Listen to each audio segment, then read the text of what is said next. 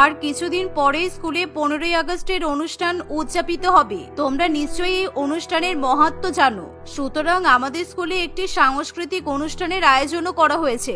সকালবেলা প্রথমে পতাকা উত্তোলন করা হবে, তারপর সকল ছাত্রছাত্রীরা মিলে তোমরা সাংস্কৃতিক অনুষ্ঠানে অংশগ্রহণ করবে। তোমরা যারা যারা এই অনুষ্ঠানে অংশগ্রহণ করতে চাও তারা আমার কাছে এসে নাম লিখিয়ে যাও। শিখা ম্যাডামের কথা শুনে ক্লাসের সমস্ত বাচ্চারা চুপচাপ বসে থাকে। আর এই দেখে ম্যাডাম অবাক হয়ে বলে, কি ব্যাপার বৈশাখী, চুপ করে বসে আছো কেন? তুমি তো বেশ ভালোই দেশাত্মবোধক গান গাইতে পারো, তাই তুমি 15ই আগস্ট উপলক্ষে সাংস্কৃতিক অনুষ্ঠানে নাম দেবে তো? না ম্যাডাম, আসলে 15ই আগস্টের দিন আমার পিসি 2 বছর পর আমাদের বাড়িতে আসবে, কারণ পিসি বাইরে চাকরি করে। আর সেদিন আমি যদি স্কুলের সাংস্কৃতিক অনুষ্ঠানে নাম দিই তাহলে আর বাড়িতে পিসির সঙ্গে গল্প করতে পারবো না। আর তাছাড়া আমি তো ওই দিন স্কুলে আসতেও পারবো না ম্যাডাম। এ কি অবস্থা! আজকে যদি স্বাধীনতা সংগ্রামীরা বেঁচে থাকতেন তাহলে তোমাদের মতো ছাত্রছাত্রীদের অবস্থা দেখে ওনারা আর দেশ স্বাধীন করতেন না। তুমি পিসির সঙ্গে গল্প করবে? আমরা যখন স্কুলে পড়তাম তখন এই দিনটার জন্য কত উৎসুক হয়ে থাকতাম, কবে 15ই আগস্ট আসবে আর আমরা স্কুলে এসে পতাকা উত্তোলন করব, জিলিপি খাবো, তার সঙ্গে নাচ গানের অনুষ্ঠান হবে। না ম্যাডাম, আপনি কিছু মনে করবেন না। আমি 15ই আগস্টের দিন কিছুতেই স্কুলে আসতে পারবো না, কারণ ওই দিন বাড়িতে অনেক বড় খাওয়া দাওয়া আছে। ওরকম আত্মীয় স্বজনদের ছেড়ে স্কুলে চলে আসলে বাড়ির লোকেরা রাগারাগি করবে। বৈশাখীর মুখে এরকম কথা শুনে শিখা ম্যাডাম ভীষণ পরিমাণে হতাশ হয়ে পড়ে। আর সে ধীরে ধীরে প্রত্যেক ছাত্রছাত্রীকে জিজ্ঞাসা করলে সকলেই কোনো না কোনো অজুহাত দিতে শুরু করে, কারণ একদিন তারা ছুটি পেয়েছে আর সেই দিন কেউই স্কুলে আসতে চায় না। কিন্তু তারা কেউই বুঝতে পারে না 15ই আগস্টের দিন স্কুলে আসা কতটা জরুরি। ফলে শিখা ম্যাডাম এবার টিনাকে জিজ্ঞাসা করলে সেও অন্যরকম উত্তর দেয়। ম্যাডাম, 15ই আগস্টের দিন আমাদের আউটিং এ যাবার প্ল্যান হয়েছে। আমার বাবা গাড়ি করে আমাদেরকে লাঞ্চ করতে নিয়ে যাবে নদীর ধারে একটা বড় রেস্টুরেন্টে। তারপর আমরা সিনেমা দেখে বাড়ি ফিরবো। আর আমি যদি সেদিন স্কুলে আসি তাহলে আমার আর বাবা মায়ের সঙ্গে ঘুরতে যাওয়া হবে না। ঠিক আছে, আমি বুঝতে পেরেছি। তার মানে তোমরা কেউ 15ই আগস্টের দিন স্কুলে আসতে চাইছো না, তাই তো? আমি প্রিন্সিপাল ম্যাডামকে জানিয়ে দেব যে ক্লাস 10 এর কোনো স্টুডেন্ট 15ই আগস্টের দিন স্কুলে আসবে না, ওকে? এই বলে শিখা ম্যাডাম ছাত্রছাত্রীদের উপর ভীষণ রাগ করে ক্লাস থেকে বেরিয়ে যায়। আর সে যখন প্রিন্সিপাল ম্যাডামকে সেই ব্যাপারে জানায় তখন প্রিন্সিপাল ম্যাডামও ভীষণ হতাশ হয়ে পড়ে। আর তারা ভাবতে শুরু করে এখনকার দিনের ছেলেমেয়েরা এতটাই মডার্ন হয়ে গেছে যে তারা দেশের কথা ভুলেই গেছে। সুতরাং 15ই আগস্টের দিন স্কুলে পতাকা তোলা নিয়ে কারোর কোনো উৎসাহ নেই। এভাবেই দেখতে দেখতে কিছুদিন কাটে আর 15ই আগস্ট উপলক্ষে স্কুল সাজানো শুরু হয়ে যায়। সকল শিক্ষক এবং শিক্ষিকারা মিলে সুন্দর করে পতাকা দিয়ে স্কুল সাজিয়ে তোলে, কিন্তু কোনো ছাত্রছাত্রী সেখানে অংশগ্রহণ করতে চায় না। এমনই একদিন স্কুলের মাঠ পতাকা দিয়ে সাজানো হচ্ছে এমন সময়, এই বৈশাখী, টিনা, তোমরা কোথায় যাচ্ছ? এসো আমাদের সঙ্গে পতাকা দিয়ে স্কুল সাজাও, দেখবে খুব ভালো লাগবে। আমি মানছি তোমরা 15ই আগস্টের দিন স্কুলে আসতে পারবে না, তাই বলে যে স্কুল সাজাতে আমাদেরকে হেল্প করতে পারবে না তা তো নয়। আপনি কি যে বলেন না ম্যাডাম, ঘড়িতে দেখেছেন বিকেল 4টে বেজে গেছে। এখন আমরা যদি পতাকা দিয়ে স্কুল সাজাতে বসি তাহলে আমরা বাড়ি কখন যাব? আর বাড়িতে গিয়ে আমাদের তো টিউশনের ক্লাস আছে ম্যাডাম। এইভাবে বৈশাখী এবং টিনা ও তাদের বন্ধু বান্ধবরা সেখান থেকে চলে যায়। আর ছাত্রছাত্রীদের মুখে এরকম কথা শুনি শিখা ম্যাডামের খুবই খারাপ লাগে। কি দুর্গতি বলতো, আমরা যখন ছাত্রী ছিলাম তখন ম্যাডামদের মুখে মুখে এরকম কথা বলতেই পারতাম না। ছি, এদেরকে তো আমার ছাত্রী বলতেই লজ্জা করছে। এদের থেকে আমার মেয়ে অনেক ভালো। এদের থেকে আমার মেয়ে বয়সে ছোট হলেও আমার মেয়ের জ্ঞান অনেক বেশি। আসলে সেই দিন সকালবেলা শিখা ম্যাডাম যখন স্কুলে যাওয়ার জন্য বাড়ি থেকে বেরোয় তখনই তার মেয়ে পিঙ্কি মায়ের কাছে এসে বলে, মা, আজকে তুমি স্কুল থেকে ফেরার সময় আমার জন্য পতাকা কালারের একটা সুন্দর ড্রেস কিনে নিয়ে আসবে, কারণ আমি 15ই আগস্টের দিন ওই ড্রেসটা পরে স্কুলে যাব। তারপর সবার সঙ্গে পতাকা তুলবো। আর মা, আমি কিন্তু সাংস্কৃতিক অনুষ্ঠানে নাম দিয়েছি, তাই তুমি আমাকে আবৃত্তি শিখিয়ে দেবে, ঠিক আছে? বাবা, তুই তোর স্কুলে 15ই আগস্ট সেলিব্রেশন নিয়ে এত উৎসাহিত। সেদিন তো ছুটি আছে, সেদিন কি না হয় বাড়িতে থাকবি আর বসে বসে গেম খেলবি, কারণ তুই তো গেম খেলতে ভালোবাসিস। বেকার বেকার 15ই আগস্টের দিন স্কুলে যাবি কেন বল? এটা তুমি কি বলছো মা? তুমি তো আমাকে ছোটবেলা থেকে শিখিয়েছো 15ই আগস্ট আর 26শে জানুয়ারি কখনো স্কুল কামাই করতে নেই। ওই দিন ছুটি নয়, ওই দিন দেশের জন্য স্কুলে গিয়ে স্বাধীনতার উদযাপন করা। আমি কিন্তু সেদিন স্কুলে যাব। আর হ্যাঁ, আমার কিছুদিন স্কুল থেকে ফিরতে দেরি হবে, কারণ আমরা এখন বন্ধুরা মিলে স্কুলটাকে সাজাবো। যাক, এখন মনে হচ্ছে তোকে আমি মানুষের মতো মানুষ করতে পেরেছি, আর আমি তোর জন্য দেশের পতাকা রঙের জামা কাপড় কিনে নিয়ে আসবো।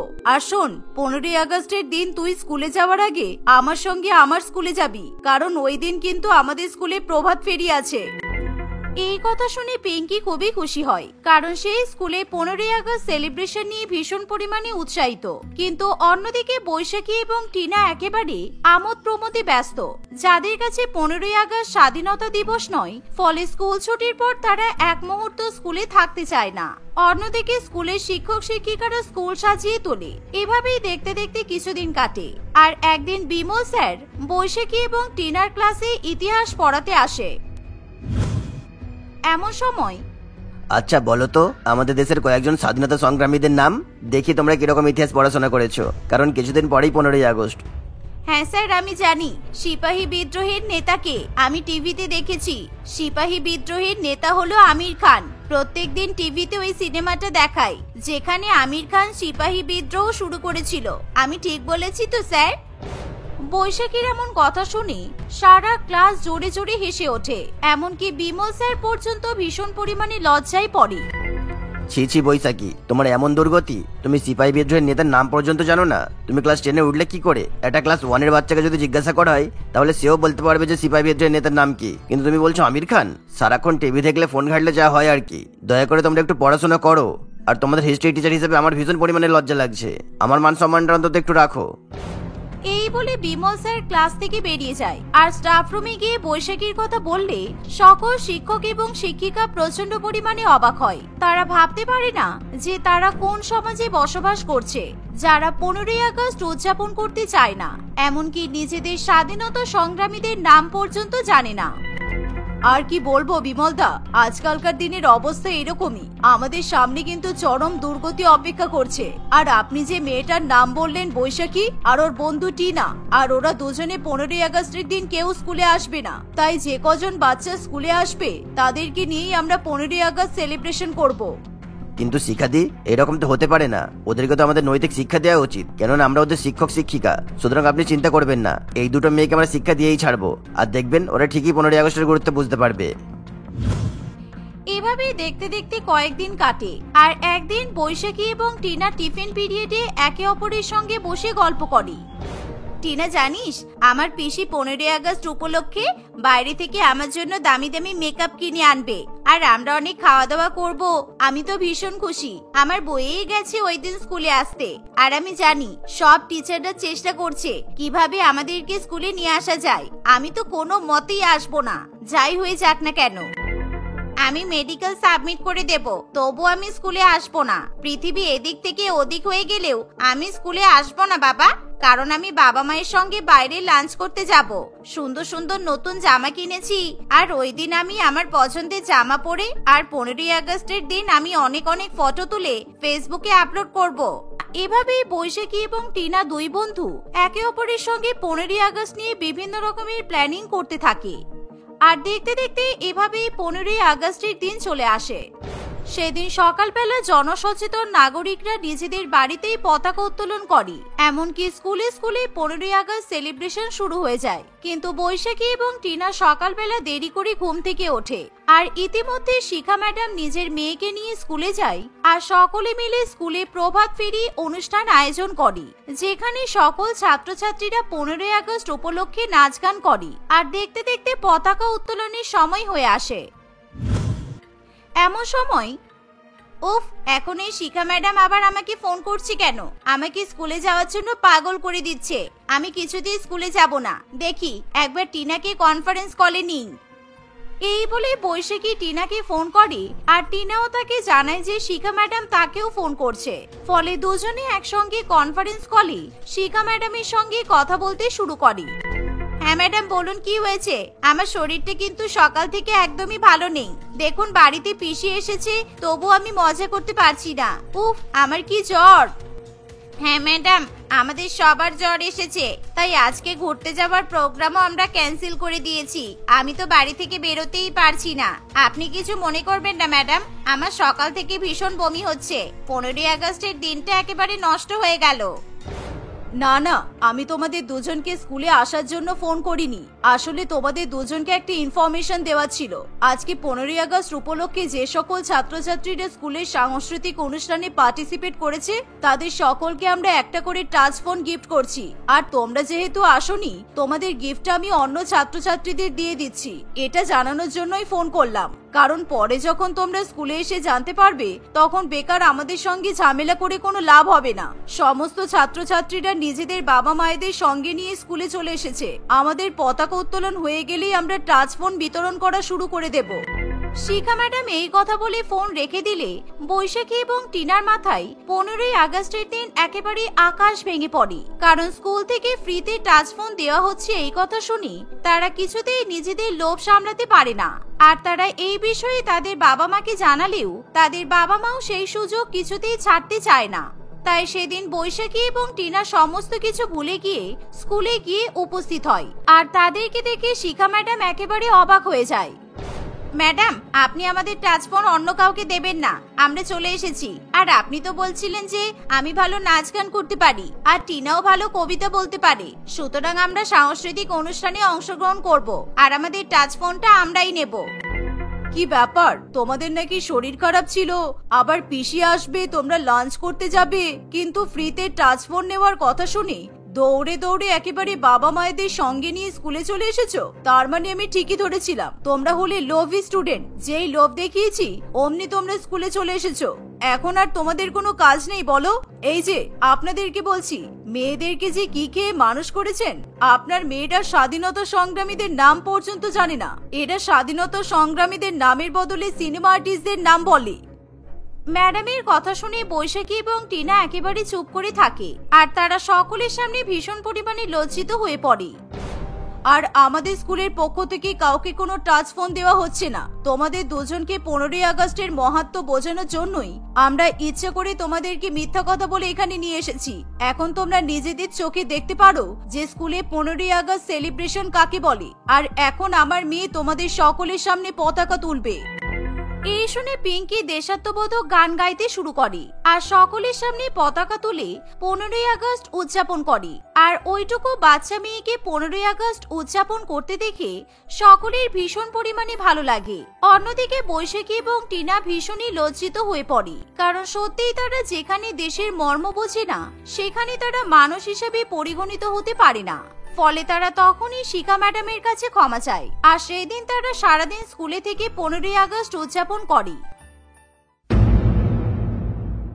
সুতপা দেখতে ভীষণ সুন্দরী ছিল, বিশেষ করে তার ফর্সা মুখে সুন্দর গোলাপি ঠোঁট সৌন্দর্যের এক অন্য মাত্রা দান করে। তার ঠোঁট গোলাপি, গোলাপের থেকেও বেশি গোলাপি আর অত্যন্ত কোমল প্রকৃতির। তাই সে যতই যুবতী হতে থাকে ততই সে দেখতে আরো আকর্ষণীয় হয়ে ওঠে। তাই সুতপা সৌন্দর্যের উপর ভীষণ পরিমাণে অহংকার করে। সে কলেজে পড়াশোনা করার জন্য ভর্তি হলে কলেজের প্রত্যেকটা ছেলেরই সুতপার দিকে নজর থাকে। তাই তারা প্রত্যেকেই সুতপার সঙ্গে বন্ধুত্ব করতে চায়, কিন্তু সুতপা বিশেষভাবে কাউকে পাত্তা দেয় না। একদিন সুতপা তার বান্ধবীদের সঙ্গে ক্লাস করতে যায়, এমন সময় প্রফেসর শুভেন্দু ক্লাস করাতে আসে। এমন সময় রাজ ভীষণ পরিমাণে সুতপাকে বিরক্ত করতে শুরু করে। রাজ একেবারেই তাদের প্রফেসরের দিকে লক্ষ্য করে না। এই সুতপা, তোর ঠোঁটগুলো কি সুন্দর রে। তোর একটু ইচ্ছা করে না বল যে এত সুন্দর ঠোঁট নাড়িয়ে আমার সাথে একটু কথা বলতে? আমি তোর সাথে বন্ধুত্ব করবে বলে তো পাগল হয়ে যাচ্ছি। অসভ্যতামির একটা সীমা থাকে রাজ। আর তুই জানিস না মেয়েদের অনুমতি ছাড়া তাদের চেহারার উপর কমেন্ট করা আইনত অপরাধ। সুতরাং তুই ভুলেও আমার গোলাপি ঠোঁটের উপর কোনো কমেন্ট করবি না। এত রেগে যাচ্ছিস কেন? এত সুন্দর এরকম নরম গোলাপি ঠোঁটে রাগি রাগি কথা মোটেই মানাই না। তাই আমি চাই তুই কলেজ শেষ হয়ে যাওয়ার সাথে সাথেই আমার সাথে দেখা কর, তারপর আমি তোকে বিয়ে করে আমার বাড়িতে নিয়ে যাব। সুতপা এই কথা শুনে খুবই রেগে যায়, কিন্তু তার কিছু বলার আগেই সেখানে প্রফেসর শুভেন্দু চলে আসে। প্রফেসর শুভেন্দু রাজকে বাজেভাবে তিরস্কার করে। Get out of my class Raj. তুমি আমার ক্লাসে বসে আমার সামনে একটা মহিলা স্টুডেন্টকে তার পিঙ্ক লিপস নিয়ে টিজ করছো। ছি ছি ছি, আমি তোমার নামে প্রিন্সিপালের কাছে কমপ্লেন করে তোমাকে কলেজ থেকে বের করে দেবো। রাজ প্রফেসরের মুখে এমন কথা শুনে খুবই ভয় পেয়ে যায়। আই এম সরি স্যার, আপনি যে ক্লাসে ঢুকেছেন আমি দেখতে পাইনি, আর আমার সুতপাকে এইভাবে টিজ করা উচিত হয়নি। আপনি প্লিজ প্রিন্সিপাল স্যারের কাছে আমার নামে কমপ্লেন করবেন না। I am sorry Sutapa. Sutapa professor শুভেন্দুর এরকম বাহাদুরি দেখে খুবই খুশি হয়, তাই সে তাদের প্রফেসরকে ধন্যবাদ জানায়। প্রফেসর শুভেন্দু কিছুক্ষণ পর ক্লাস করিয়ে চলে গেলে সুতপা এবং তার বান্ধবীরা ঠিক করে যে আজকে তারা একটা শপিং মলে শপিং করতে যাবে। এই সুতপা, চল না আজকে আমরা স্টার মলে শপিং করতে যাই। ওখানে লিপস্টিকের উপর খুব ভালো ভালো অফার দিচ্ছে, আমরা অফারে অনেক ভালো ভালো লিপস্টিক কিনতে পারবো। তাই নাকি? তাহলে আমিও আমার পিঙ্ক লিপসের জন্য অনেক গোলাপি গোলাপি লিপস্টিক কিনে নেব। আমার গোলাপি ঠোঁটে গোলাপি লিপস্টিক পরলে গোলাপি ঠোঁট দুটোকে আরো সুন্দর দেখায়। তোর ঠোঁট একেই গোলাপি, তার উপরে তুই আবার গোলাপি লিপস্টিক কিনবি? ইস, তোর মতো যদি আমার ঠোঁট এরকম পিঙ্ক কালারের হতো তাহলে আমি এতদিনে একসঙ্গে অনেকগুলো ছেলেকে পটিয়ে নিতাম। কিন্তু দুঃখের বিষয় হলো তুই এখনো সিঙ্গেলই রয়ে গেছিস। নীলিমা, তুই প্লিজ আমার গোলাপি ঠোঁটের উপর কোনো নজর দিস না। আর এবার দয়া করে শপিং করতে যাবি কিনা বল। সব সময় শুধু ছেলে পটানোর কথা বলি। চল তাড়াতাড়ি, না হলে দেখবি আমাদের যাওয়ার আগে সব পিঙ্ক লিপস্টিক শেষ হয়ে গেছে। এই বলে সুতপা এবং নীলিমা বাসে করে স্টার মলের দিকে চলে যায়। সেখানে গিয়ে সুতপা নিজের গোলাপি ঠোঁটের জন্য খুব সুন্দর সুন্দর গোলাপি লিপস্টিক কেনে।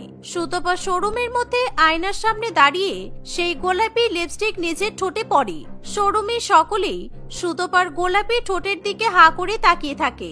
সুতপা এবং নীলিমা যখন শপিং করে বেরিয়ে যাবে তখন তারা দেখে যে তাদের প্রফেসর শুভেন্দু শপিং মলে শপিং করতে এসেছে। সুতপা তাদের প্রফেসরকে দেখে খুবই খুশি হয়। স্যার, আপনিও শপিং করতে এসেছেন? আপনাকে দেখে আমি খুব খুশি হয়েছি স্যার। আর আজকে সকালে আপনি যেভাবে আমাকে ক্লাসে হেল্প করলেন, সত্যি আপনাকে সেটার জন্য অনেক অনেক থ্যাংক ইউ। না না, ঠিক আছে, তোমার জন্য আমি এটা তো করতেই পারি। আর একটা কথা বলি, কিছু মনে করবে না, তোমার ঠোঁট ওই গোলাপি লিপস্টিকটা খুব সুন্দর লাগছে, তুমি সত্যিই খুব সুন্দরী। প্রফেসর শুভেন্দুর এমন কথা শুনে সুতপা ভীষণ লজ্জা পেয়ে যায়। তারা দুজনে সেদিনই মনে মনে একে অপরকে পছন্দ করতে শুরু করে। দেখতে দেখতে দুজনের মধ্যে বেশ গভীর বন্ধুত্ব গড়ে ওঠে, আর তারা দুজনে একে অপরের নাম্বারও এক্সচেঞ্জ করে। প্রত্যেকদিন ঘন্টার পর ঘন্টা তারা গল্প করতে থাকে। একদিন শুভেন্দু সুতপাকে বিয়ে করার প্রস্তাব দেয়। সুতপা, আমি মাকে আর বোনকে তোমার ফটো দেখিয়েছি, ওরা তোমার গোলাপি ঠোঁট দেখে পুরো অবাক হয়ে গেছে, আর তোমার সৌন্দর্যে পুরোপুরি মুগ্ধ। তাই তুমি তোমার পরিবারের অনুমতি নিয়ে আমাকে কি বিয়ে করবে? হ্যাঁ নিশ্চয়ই শুভেন্দু, আমি তোমাকে বিয়ে করব। কারণ তোমার মতো এত বড় একটা কলেজের নামকরা প্রফেসর আমাকে বিয়ে করতে চাই, এর থেকে বেশি সৌভাগ্যের আর কি হতে পারে বলো? কিন্তু তোমাকে বিয়ের পর আমার গোলাপি ঠোঁটের জন্য আমাকে অনেক অনেক গোলাপি লিপস্টিক কিনে দিতে হবে, দেবে তো? আচ্ছা ঠিক আছে, একবার বিয়েটা হতে দাও, তোমার সুন্দর গোলাপি ঠোঁট দুটোকে আমি গোলাপি লিপস্টিক পরিয়ে আরো ভালো সুন্দর করে তুলবো। কিছুদিনের মধ্যেই শুভেন্দুর সঙ্গে সুতপার ধুমধাম করে বিয়ে হয়। বিয়ের দিন সকল আত্মীয় স্বজনরা সুতপার এরকম গোলাপি সুন্দর ঠোঁটের জন্য তার অনেক অনেক প্রশংসা করে। এর ফলে শুভেন্দুর মা লালি দেবীর গর্বে একেবারে বুক ফুলে ওঠে। শুভেন্দু তার মা লালি দেবী এবং একমাত্র বোন ময়নার সঙ্গে থাকতো, কিন্তু ময়না খুব একটা সুন্দরী ছিল না, এমনকি তার ঠোঁটও সুতপার মতো গোলাপি নয়। তাই সে তার বৌদির ঠোঁট দেখে অনেক হিংসা করে। বিয়ের পর, বৌমা, আজকে আমার বান্ধবীরা তোমাকে দেখতে আসবে, তাই তুমি সুন্দর করে সেজে গুজে থাকবে। আর পারলে নিজের সুন্দর গোলাপি ঠোঁটে বেশি বেশি করে গোলাপি লিপস্টিক পরে নিও, তাহলে তোমাকে দেখতে আরো সুন্দর লাগবে। ঠিক আছে মা, আমি সুন্দর করে আমার গোলাপি ঠোঁটে বেশি বেশি করে গোলাপি লিপস্টিক পরবো। কিন্তু আমার সবকটা গোলাপি লিপস্টিক অনেক পুরানো হয়ে গেছে, আর আপনার ছেলে আমাকে বলেছিল বিয়ের পর আমাকে গোলাপি লিপস্টিক কিনে দেবে, কিন্তু এখনো আমাকে একটাও লিপস্টিক কিনে দেয়নি জানেন। সে কি, আমি আমার ছেলেকে এক্ষুনি ফোন করে বলছি যাতে ও তোমাকে তোমার পছন্দের অনেক লিপস্টিক কিনে দেয়। তুমি বরং ওর সঙ্গে যাও আর নিজে পছন্দ করে লিপস্টিক কিনে নিয়ে এসো, কারণ আমি চাই আমার বৌমার গোলাপি ঠোঁটগুলো যেন আরো সুন্দর দেখায়। এই বলে লালি দেবী তার ছেলেকে ফোন করে তার বৌমাকে লিপস্টিক কিনে দেওয়ার কথা বলে। ফলে সুতপা খুবই খুশি হয়। শুভেন্দু তার বউকে অনেক নামি দামি ব্র্যান্ডের গোলাপি গোলাপি লিপস্টিক উপহার দেয়। সুতপা খুশি মনে সন্ধ্যাবেলা বাড়ি ফিরে এসে সেই সুন্দর সুন্দর গোলাপি লিপস্টিক গুলো একসঙ্গে নিজের ঠোঁটে মেখে নেয়। লালি দেবীর বান্ধবীরা যখন সুতপার এরকম সুন্দর গোলাপি ঠোঁট দেখে তারা একেবারে হিংসায় জ্বলে ওঠে। তুই ভাগ্য করে এরকম বৌমা পেয়েছিস, না হলে এখনকার দিনের মেয়েদের এরকম সুন্দর গোলাপি ঠোঁট কোথাও দেখতে পাওয়া যায় না। সব মেয়েগুলোকে দেখি সিগারেট খেয়ে খেয়ে ঠোঁটগুলো একেবারে কালো করে ফেলেছে। এই তোরা আমার বৌমার সুন্দর গোলাপি ঠোঁটের দিকে নজর দিবি না কিন্তু। আর আমার বৌমার কোনো বদ অভ্যাস নেই, তাই জন্যই তো এত সুন্দর। ওসব বাজে মেয়েরাই সিগারেট খায়, আর আমার বৌমা যেমন ভালো তেমনিও দেখতেও ভালো। এভাবেই সবাই মিলে সুতপার ঠোঁটের অনেক প্রশংসা করে সেখান থেকে চলে যায়। দেখতে দেখতে কিছুদিন কাটে। প্রত্যেকদিন সুতপা নিজের ঠোঁটকে আরো গোলাপি করার জন্য লেবু, মধু এবং চিনি দিয়ে সুন্দর করে ঠোঁটের পরিচর্যা করে, আর সবসময় ঠোঁটে হালকা গোলাপি কালারের লিপস্টিক পরে থাকে। একদিন সুতপা আয়নার সামনে বসে গোলাপি লিপস্টিক পরছে, এমন সময় পিঙ্ক লিপস সবসময় তোমায় করছে মিস। পিঙ্ক লিপস আমার বিউটিফুল পিঙ্ক লিপস আমি আমার হাজবেন্ডকে দেব ফ্লাইং কিস, আমার সুন্দর পিঙ্ক লিপস। সুতপা গান করতে করতে নিজের ঠোঁটে গোলাপি লিপস্টিক পরছে, এমন সময় ময়না তার ঘরে চলে আসে। ননদকে দেখা মাত্রই সুতপা তার গান থামিয়ে দেয়। ময়না তার বৌদির ড্রেসিং টেবিলে রাখা নামি দামি গোলাপি লিপস্টিকের ভান্ডার দেখে হা করে সেই দিকে একেবারে তাকিয়েই থাকে। বৌদি, তোমার কাছে কত সুন্দর সুন্দর লিপস্টিক আছে, আর তোমার এই গোলাপি ঠোঁটে এত সুন্দর লিপস্টিক সত্যিই ভালো মানায়। আচ্ছা বৌদি, তুমি আমাকে একটা লিপস্টিক দেবে গো? আমি কলেজে পড়ে যাব, কারণ কলেজে না আমার একটা বড় ফাংশন আছে। আমি ভেবেছি তোমার কাছ থেকে একটা লিপস্টিক নিয়ে যাব। হ্যাঁ নিশ্চয়ই দেবো, আমার যে লিপস্টিক আছে সবই তো তোমার। এই নাও, তুমি আমার সব থেকে দামি লিপস্টিকটা কলেজে পরে যাও। আর হ্যাঁ, আমাকে এটা ফেরত দিও কিন্তু, কারণ তোমার দাদা বিয়ের দিনকেই আমাকে এই লিপস্টিকটা প্রথম উপহার দিয়েছিল। ঠিক আছে বৌদি, আমি কলেজ থেকে ফিরে এসেই তোমাকে তোমার লিপস্টিকটা দিয়ে দেব, কারণ সারাদিন কলেজে থাকবো তো, তাই বারে বারে আমার ঠোঁটের উপরে এই লিপস্টিকটা অ্যাপ্লাই করতে হবে। এই বলে ময়না তার বৌদির কাছ থেকে লিপস্টিকটা নিয়ে নেয়। সে তার ঘরে গিয়ে আয়নার সামনে দাঁড়িয়ে নিজের কালো ঠোঁটের উপর যতই গোলাপি লিপস্টিক দিক না কেন, তার ঠোঁট তার বৌদির মতো কিছুতেই গোলাপি হতে চায় না। তাই সে নিজের রূপের উপর ভীষণ পরিমাণে রেগে যায়। সে যখন এরকম কালো ঠোঁটে গোলাপি লিপস্টিক পরে কলেজে যাবে, এমন সময় তার দাদা এবং বৌদি ময়নার দিকে তাকিয়ে হেসে ওঠে। ময়না, তুই যতই তোর বৌদির থেকে গোলাপি লিপস্টিক নিয়ে পড়িস না কেন, তোর বৌদির ঠোঁট কিন্তু অনেক বেশি সুন্দর। আমার বউয়ের মতো সুন্দর গোলাপি ঠোঁট আর কারোরই হতে পারে না, বুঝেছিস? হ্যাঁ, তুমি একদম ঠিক কথাই বলেছো। আর আমার এরকম পিঙ্ক লিপস একদম গড গিফটেড। ময়না, আমি বলি কি, তুমি এরকম গোলাপি লিপস্টিক না পরে হালকা খয়েরি রঙের লিপস্টিক পরতে পারো, কারণ তোমার ঠোঁটে বেশি মানাবে। কারণ এরকম গোলাপি লিপস্টিক আমার গোলাপি ঠোঁটের জন্যই তৈরি। সবার ঠোঁট তো আর সমান হয় না, তাহলে আর কি করা যাবে? এখন যখন গোলাপি লিপস্টিকটা পরেই ফেলেছি, তাহলে এটা সাথে করে নিয়ে যাই, রাত্রিবেলা এসে তোমাকে দিয়ে দেব। ময়না তার দাদা বৌদির কথা সহজেই হেসে হজম করে নেয়, কিন্তু সে মনে মনে ভীষণ পরিমাণে অপমানিত বোধ করে। সে কিছুতেই তার বৌদির অহংকারী কথাবার্তা সহ্য করতে পারে না, তাই সে আর বেশি কথা না বলেই কলেজের উদ্দেশ্যে রওনা দেয়। রাত্রিবেলা বাড়িতে ফিরে এসে সে তার বৌদিকে দামি গোলাপি লিপস্টিকটা ফেরত দেয়। এভাবেই দেখতে দেখতে কিছুদিন কাটে। একদিন সবাই মিলে বিয়ে বাড়িতে যাওয়ার জন্য তৈরি হতে শুরু করে। আজকে আমি আমার বরের দেওয়া গোলাপি দামি লিপস্টিকটা পরে বিয়ে বাড়িতে যাব, তাহলে সবাই আমার দিকে হা করে তাকিয়ে থাকবে আর আমার অনেক প্রশংসা করবে। এই বলে সুতপা বেশি করে ঠোঁটের মধ্যে গোলাপি লিপস্টিক ঘষতে থাকে, আর তার গোলাপি ঠোঁট ভয়ঙ্কর রকমের গোলাপি হয়ে ওঠে। কিন্তু তবুও তার মন ভরে না, তাই সে বেশি বেশি করে গোলাপি লিপস্টিক লাগাতে থাকে। গোলাপি লিপস্টিক লাগিয়ে সেজে গুজে সে তার পরিবারের সঙ্গে বিয়ে বাড়িতে গিয়ে উপস্থিত হয়। বিয়ে বাড়িতে যাওয়া মাত্রই হঠাৎ করে সুতপার গোলাপি ঠোঁট ভীষণ পরিমাণে কালো রঙের হয়ে যায়। এই বৌমা, তোমার এরকম গোলাপি ঠোঁট হঠাৎ করে কাকের গুয়ের মতো কালো হয়ে গেল কি করে? তার মানে তুমি কি সেদিন ইচ্ছা করে তোমার কালো ঠোঁটে বেশি করে গোলাপি লিপস্টিক লাগিয়ে রেখেছিলে, যাতে তুমি অনেক প্রশংসা পাও? ছি ছি লালি, তোরা এরকম মিথ্যাবাদী যে তুই তোর বৌমার গোলাপি ঠোঁট নিয়ে মিথ্যা কথা বলেছিস। বিশ্বাস করুন, আমার ঠোঁট এরকম কালো নয়। আমি বুঝতে পারছি না আমার ঠোঁট হঠাৎ করে কালো হয়ে যাচ্ছে কেন। শুভেন্দু, প্লিজ তুমি কিছু একটা করো। আমার গোলাপি ঠোঁট একেবারে নষ্ট হয়ে যাচ্ছে, আর আমার ঠোঁট ভীষণ জ্বালা পোড়াও করছে। বেশ হয়েছে, নিজের গোলাপি ঠোঁট নিয়ে সবসময় অহংকার করা আর আমাকে ছোট করা বেরিয়ে যাবে একেবারে। তোমার ঠোঁট এবার আমার ঠোঁটের থেকেও বেশি কালো হয়ে যাবে। আসলে সেদিন ময়না কলেজ থেকে ফেরার পথে ইচ্ছা করে দোকান থেকে বিষাক্ত কালো রং কিনে তার বৌদির পিঙ্ক লিপস্টিকের মধ্যে মিশিয়ে দেয় আর সেই লিপস্টিকের উপর গোলাপি রং করে দেয়। তাই সুতপা সেই লিপস্টিক দেখে কিছুই বুঝতে পারে না যে তাতে বিষাক্ত কালো রং মেশানো আছে। আর আজকে সুতপা সেই বিষাক্ত লিপস্টিক পরে বিয়ে বাড়িতে চলে আসে। সুতপা সেনসিটিভ গোলাপি ঠোঁট কৃত্রিম বিষাক্ত কালো রং সহ্য করতে পারে না, তাই তার ঠোঁট এরকম বিচ্ছিরি কালো রঙের হয়ে যায়। বৌমা, তার মানে তুমি সবসময় এরকম গোলাপি লিপস্টিক পরে থাকো আর আমাদেরকে ঠকাও? তোমার ঠোঁট তার মানে সত্যি গোলাপি রঙের নয়, তাই তো? বিশ্বাস করুন, আমার ঠোঁট সত্যিই গোলাপি রঙের, কিন্তু কেন এমন কালো হয়ে যাচ্ছে আমি বুঝতে পারছি না। আমাকে ইমিডিয়েটলি ডাক্তার দেখানো উচিত। শুভেন্দু, প্লিজ তুমি আমাকে ডাক্তারের কাছে নিয়ে চলো, আমার ঠোঁট না হলে নষ্ট হয়ে যাবে। শুভেন্দু আর দেরি না করে তার বউকে নিয়ে ডাক্তারখানায় চলে যায়। ডাক্তারবাবু ভালো করে সুতপার এরকম কালো হয়ে যাওয়া ঠোঁটের কারণ চিকিৎসা করে। শুভেন্দু, আপনার মিসেসের ঠোঁট খুব সেনসিটিভ আর ওনার ঠোঁট এমনিতেই ন্যাচারালি অনেক গোলাপি, কিন্তু উনি এখন এমন ধরনের বিষাক্ত লিপস্টিক নিজের ঠোঁটে মেখেছেন যার ফলে ওনার ঠোঁট একেবারেই কালো হয়ে গেছে। ডাক্তারবাবুর এমন কথা শুনে সুতপা ভীষণ পরিমাণে কান্নাকাটি করতে থাকে, কারণ সে তার গোলাপি ঠোঁটকে বড্ড ভালোবাসে। সুতপা এখন ভালো করেই বুঝতে পারে যে তার ননদ ইচ্ছা করে তার লিপস্টিকের মধ্যে কিছু মিশিয়ে দিয়েছে যাতে সুতপার গোলাপি ঠোঁট নষ্ট হয়ে যায়।